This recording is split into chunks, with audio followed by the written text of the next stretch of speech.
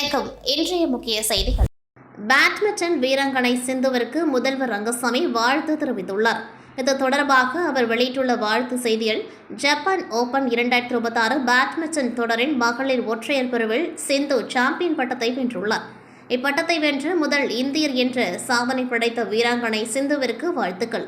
கடின உழைப்பு, விடாமுயற்சி மற்றும் தன்னம்பிக்கை ஆகியவற்றின் மூலம் உலக அரங்கில் இந்தியாவின் புகழை மீண்டும் உயர்த்தியுள்ள சிந்துவின் சாதனை இளம் வீரர்களுக்கு மிகப்பெரிய உத்வேகமாக அமையும். எதிர்காலத்திலும் இதுபோன்ற வெற்றிகளை பெற்று நாட்டிற்கு பெருமை பெற்றுத்தர வாழ்த்துக்கள் என குறிப்பிடப்பட்டுள்ளது. காரைக்காலில் புகழ்பெற்ற காரைக்கால் அம்மையார் கோவில் உள்ளது. இக்கோவில் எதிரே திறக்கப்பட்டுள்ள அசைவ உணவகத்தை அகற்ற கோரியும் இந்துக்கள் மத்தியில் அவப்பெயரை உண்டாக்கும் விதத்தில் செயல்படும் மாவட்ட நிர்வாகம், நகராட்சி, காவல்துறை ஆகியவற்றின் செயல்பாடுகளை கண்டித்து விஸ்வ ஹிந்து பரிஷத் சார்பில் கண்டன ஆர்ப்பாட்டம் நடைபெற்றது. தலைவர் வெங்கடாச்சலம் தலைமை தாங்கினர். முன்னதாக புதிய பஸ் நிலையத்திலிருந்து ஊர்வலமாக சென்று அம்மையார் கோவில் எதிரில் உள்ள அசைவ உணவகத்தின் அருகே கண்டன ஆர்ப்பாட்டத்தில் ஈடுபட்டனர். முன்னதாக ஊர்வலத்தை போலீசார் தடுத்து நிறுத்தினர். போலீசார் சமாதானம் செய்ததை அடுத்து அனைவரும் கலைந்து சென்றனர். இதில் RSS மாவட்ட தலைவர் ராஜேந்திரன், நாகை மற்றும் காரைக்கால் மாவட்ட விஸ்வ ஹிந்து பரிஷத் தலைவர் விஜயன், பாஜக மாவட்ட தலைவர் முருகதாஸ், மாநில செய்தி தொடர்பாளர் அருள்முருகன் உள்ளிட்டோர் பலர் கலந்து கொண்டார்கள். அமைச்சர்களுக்கு உடனடியாக இலாக்காக்களை ஒதுக்கி மக்கள் நலத்திட்டங்களை விரைந்து செயல்படுத்த வேண்டுமென வலியுறுத்தி அனைத்திந்திய இளைஞர் பெருமன்றம் புதுச்சேரி மாநில குழு சார்பில் சட்டமன்ற வளாகம் அருகே ஆர்ப்பாட்டம் நடைபெற்றது. ஆட்சி அமைத்து 2 மாதங்களுக்கு மேலாகியும் அமைச்சர்களுக்கு இலாக்காக்கள் ஒதுக்கப்படாததால் அரசு நிர்வாகமும் மக்கள் நலத்திட்டங்களும் பாதிக்கப்பட்டுள்ளதாக ஆர்ப்பாட்டத்தில் வலியுறுத்தப்பட்டது.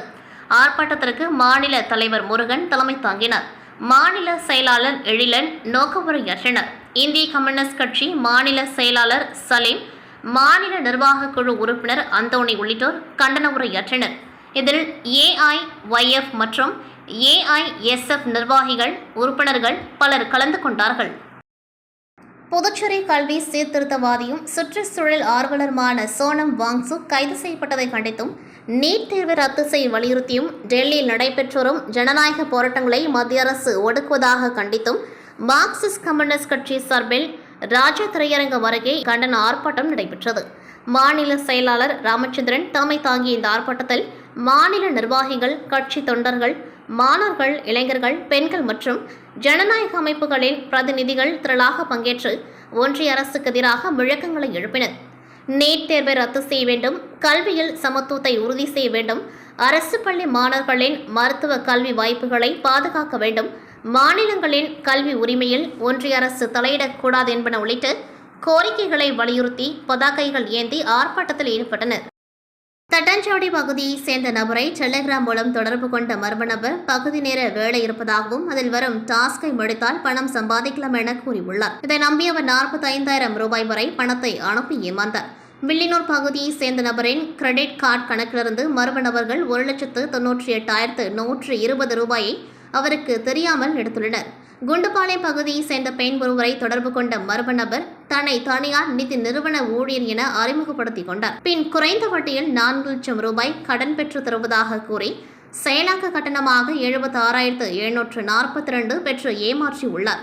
ரெட்டியார்பாளையம் பகுதியைச் சேர்ந்த பெண் ஒருவரை டெலிகிராம் செயலி மூலம் தொடர்பு கொண்ட மர்ம நபர்கள் வீட்டில் இருந்தே பகுதி நேரம் வேலை செய்து பணம் சம்பாதிக்கலாம் என கூறியுள்ளார். அதை நம்பி அந்த பெண் செயலாக்க கட்டணமாக 4,000 ரூபாய் அனுப்பி ஏமாந்தார். தடஞ்சாவடியை சேர்ந்த நபரை சமூக வலைதளம் மூலம் தொடர்பு கொண்ட மர்ம நபர்கள் ஆபாச வீடியோ கால் மற்றும் விபச்சார சர்வீஸ் என கூறி 4,000 பெற்று ஏமாற்றியுள்ளனர். இவர்கள் கொடுத்த புகாரின் பேரில் சைபர் கிரைம் போலீசார் வழக்கு பதிந்து விசாரித்து வருகின்றனர். புதுச்சேரி கிருஷ்ணா நகர் 20வது கிராஸ் பகுதியில் அமைந்துள்ள அருள்மிகு கங்கையம்மன் ஆலயத்தில் ஆடி மாதம் 3ஆம் நாளை முன்னிட்டு அருள்மிகு வள்ளி தேவானை சமேத ஸ்ரீ சுப்பிரமணிய சுவாமிக்கு திருக்கல்யாண உற்சவம் பக்தி பரவசத்துடன் நடைபெற்றது. விழாவை ஒட்டி கிருஷ்ணா நகர் செல்வமுத்து விநாயகர் ஆலயத்திலிருந்து வரிசை தட்டுகள் ஊர்வலமாக கொண்டுவரப்பட்டு கங்கையம்மன் ஆலயத்தை அடைந்தன. தொடர்ந்து வேத மந்திரங்கள் முழங்க யாகசாலை பூஜைகள் நடத்தப்பட்டு வள்ளி தேவானை சமேத ஸ்ரீ சுப்பிரமணிய சுவாமியின் திருக்கல்யாண வைபவம் சிறப்பாக நடைபெற்றது.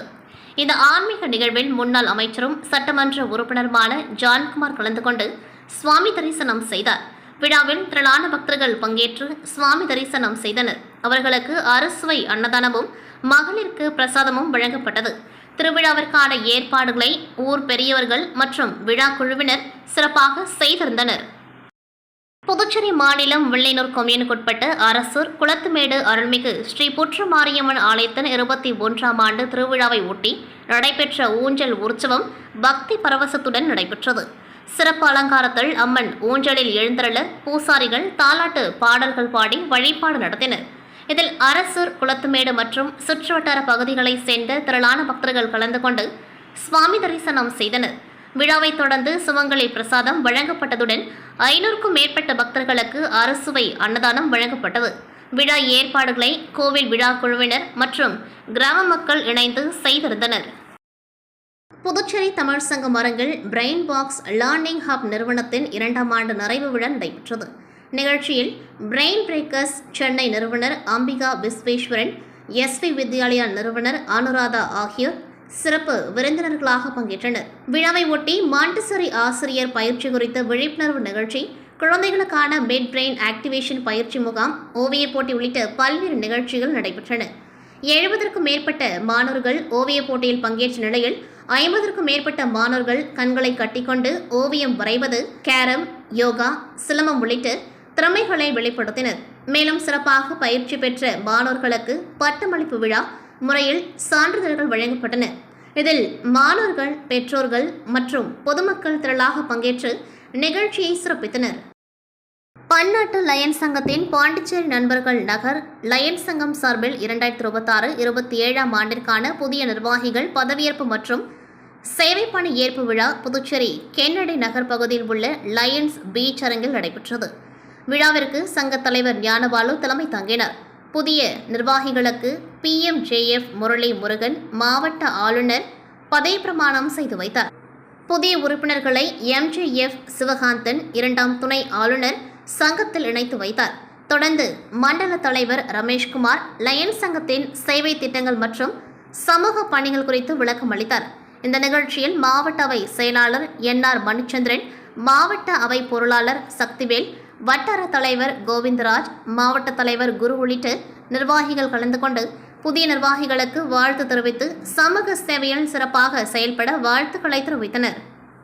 புதுச்சேரியில் நடப்பாண்டில் முதல் 6 மாதங்களில் போக்குவரத்து விதி மீறல்களில் ஈடுபட்ட 86,271 பேர் மீது போக்குவரத்து போலீசார் நடவடிக்கை எடுத்துள்ளனர். இதுகுறித்து புதுச்சேரி போக்குவரத்து சீனியர் SP திவ்யா வெளியிட்டுள்ள செய்திக்குறிப்பில், புதுச்சேரி யூனியன் பிரதேசம் முழுவதும் முக்கிய போக்குவரத்து விதி மீறல்களுக்கு எதிராக புதுச்சேரி போக்குவரத்து காவல்துறை தீவிர அமலாக்க நடவடிக்கைகளை மேற்கொண்டு வருகின்றது. தலைக்கவசம் அணியாமல் வாகனம் ஓட்டுதல், வாகனம் ஓட்டும்பொழுது கைபேசி பயன்படுத்துதல், மது அருந்துவிட்டு வாகனம் ஓட்டுதல் ஆகியவை தடுக்க சிறப்பு சோதனைகள் நடத்தப்பட்டு வருகின்றன. 2026ஆம் ஆண்டின் முதல் 6 மாதங்களில் புதுச்சேரியில் பல்வேறு போக்குவரத்து விதி மீறல்களில் ஈடுபட்ட 86,271 பேர் மீது நடவடிக்கை எடுக்கப்பட்டுள்ளது. அவற்றின் விவரங்கள் பின்வருமாறு: தலைக்கவசம் அணியாமல் வாகனம் ஓட்டிய 30,342 பேர், வாகனம் ஓட்டும்பொழுது கைபேசி பயன்படுத்திய 10,185 பேர், வாகனம் ஓட்டிய 482 சிறார்கள், மது அருந்துவிட்டு வாகனம் ஓட்டிய 392 பேர்,